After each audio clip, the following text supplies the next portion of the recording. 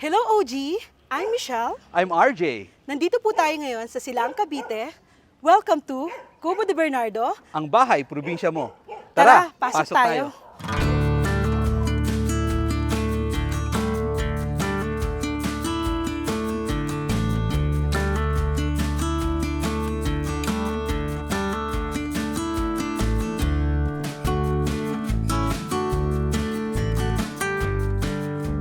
Ever since nag-start yung OG channel, nanonood na ako nito eh. Sobrang nakaka-inspire yung mga stories nyo. How you feature different places here in the Philippines. Kaming mag-asawa, isa rin kami sa mga nangarap na sana balang araw magkaroon din kami ng sarili naming lugar. Province feels yung pinakatema ng Cubo de Bernardo. I'm Michelle Bernardo, 38 years old, and the owner of Cubo de Bernardo. Hi, I'm RJ Bernardo. And ako naman ang kanyang asawa, 38 years old and entrepreneur.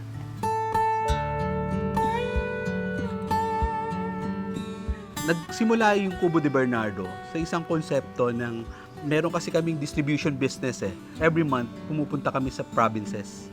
So, balik probinsya talaga yung pinupunta namin. Marinduque, Infanta Quezon, ganyan.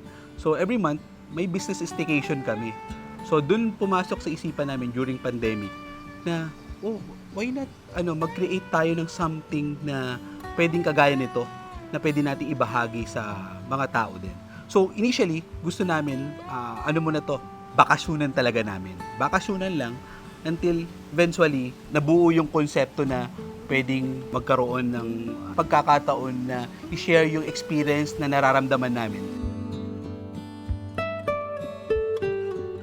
So napili namin yung dito sa Silang, Cavite since from Laguna kami, nakita namin yung accessibility at the same time, kasing climate siya sa Tagaytay, pero hindi ganun ka-crowded. Na nakita namin yung potential na very relaxing, nature feels, at makakapag-enjoy yung mga anak namin during the pandemic. Nakita niya tong property actually. So pinag-usapan namin hanggang sa nakita namin maganda pala talaga yung weather ng Tagaytay. Tsaka maraming mga puno. Dahil sabi nga yung konsepto ng maraming puno, okay sa akin yan eh. Napili po namin yung concept ng bahay kubo since we always travel nga po sa province.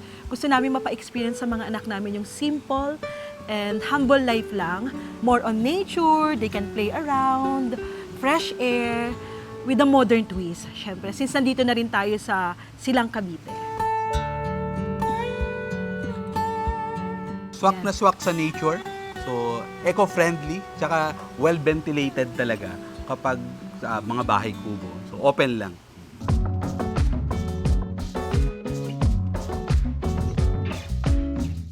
Actually, we started 700 square meters and the time goes by, acquire na rin natin yung ibang lot. So, ang total lot area na ngayon is 2,000 square meter for Cubo de Bernardo. The floor area of a main kubo is 50 square meters. So, up and down, 5 by 5 yung size niya. Once you enter the Cubo de Bernardo, unang bubungad sa'yo yung parking dyan. So yung parking, meron kaming slot siguro mga 14 to 15 na sasakyan na malalaki.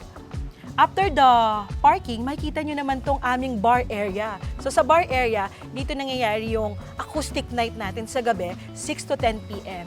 We also have tables here na pwedeng kumain yung mga guests. At the same time, mag-set up ng boodle fight. And we have the tindahan here, mini store, the sari-sari store, na pwede kayong magpaluto or bumili ng mga kailangan nyo. We also have the Cubo Dampa here. Katabi niya yung aming very unique dipping pool Buko. na very Instagrammable na pwedeng magamit na rin ng ating mga guests na lahat ng naka-check-in. We also have our dipping pool here na Intex pool na katapat lang dito. For your kids naman, habang nag-enjoy kayong kumain, pwede silang mag-swimming yung mga kids natin. Then, pag bumaba ka, so marami rin pang mga kubo, may kubo dampa din and kubo rooms na may kasama ring mas malaking dipping pool naman doon. We also have 2 big kubos that can accommodate up to 15 packs. So para sa mga big groups naman yon ng mga nagbabanding na meron din siyang sariling maliit na pool. Exclusive sa kanila yung big kubo. Up to 15 packs, pwede na nilang exclusive yung isang big kubo. And nandito naman po tayo ngayon sa aming main kubo. Once you enter our main kubo, ang unang bubungad po sa inyo ay aming living area. So dito, pwede po kayong mag-hangout sa kasama ng inyong mga bisita. And we also have our dining area here na pwede mag-breakfast or pwede rin po kayo sa labas ng main kubo to enjoy your breakfast and meals with your family. And meron din po tayong kitchenette. We have a small ref. Yung mga gamit naman po sa kusina, you can actually ask for our staff. And one toilet and bath dito sa ground po. Takit naman po tayo sa aming second floor. Sa aming second floor, we have 3 rooms. The master bedroom and the 2 single bedroom. We also have our toilet and bath here. Ang pinakamaganda, pinaka-highlight ng aming main kubo ay ang balcony. As you can see, pwede po kayong mag-relax dito. Kita nyo po yung dipping pool at yung mga magaganda nating halaman sa baba.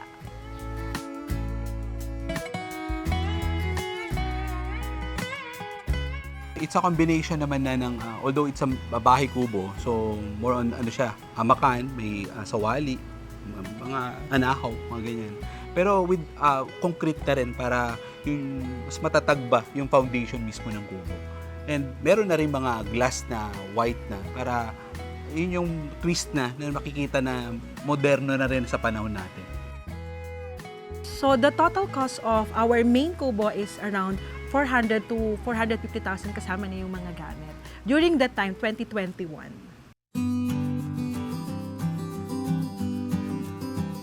Very unique yung property kasi una, ano yun, may kasamang puso to eh.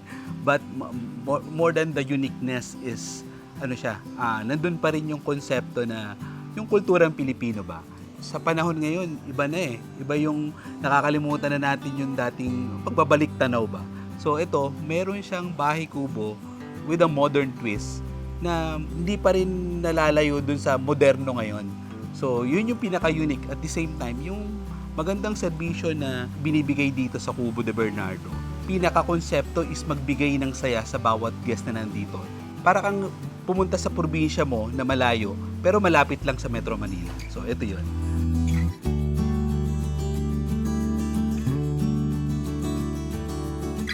Pinaka mga challenges lang po na na-encounter namin during those times, since pandemic nga po noon, mahirap makakuha ng mga materials. At the same time, yung climate din, madalas umuulan. Yung pagbabudget din. Kasi itong Cubo de Bernardo, napatayo talaga to by faith with the Lord. Since during those pandemic times, talagang nagsisave lang kami. Unti-unti namin binuo to eh. And it turned out na sobrang ganda ng kinalabasan ng kubo. Na-overwhelm kami kasi from yung mga nasa-save namin sa distribution business, nilagay lang muna namin dito. Parang diversification ba? Divert lang kami ng funds na meron kami instead of putting yung money namin sa bank lang. Because why not lagay natin sa as investment sa lupa. So yun muna, lupa muna. Hanggang sa, ito na nga.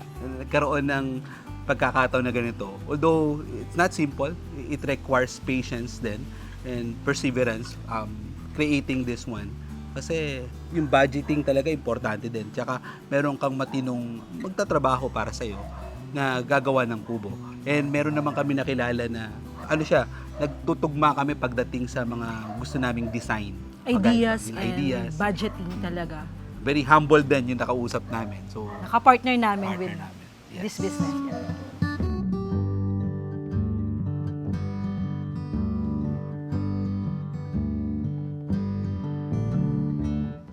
So natutunan namin during those times na binibuild namin itong Cubo de Bernardo is yung magkaroon ng patience, so matinding pasensya talaga, saka determination to really build this.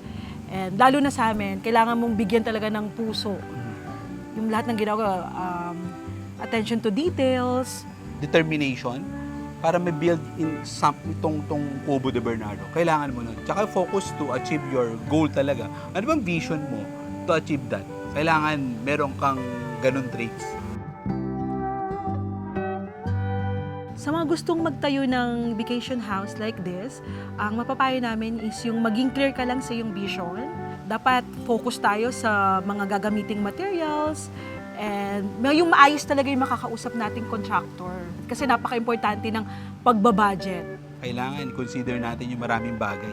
Tsaka dapat ano yun, yung pag-focus mo sa detalye, kung ano yung passion mo, tsaka kung ano yung gusto mo mangyari, dapat nakabantay ka doon. Huwag mong pababayaan na malingat ka sa mga detalye na hindi mo naman gusto.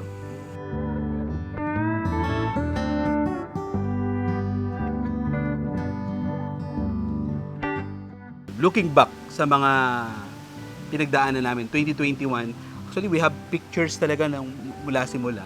Kita ko, kakatuwa pa lang pagmasdan yung yung before and after. Grabe yung grasya ng Panginoon na lahat, grace naman from the Lord.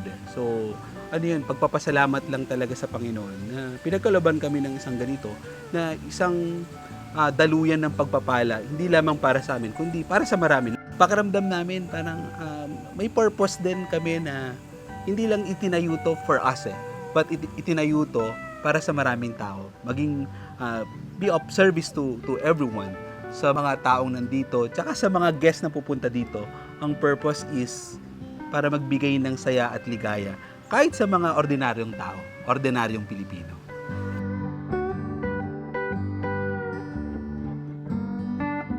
Want to share your house and get featured? Email us at stories.onlygood@gmail.com and tell us about your interesting home story. For more videos like this, subscribe to OG and be part of the community.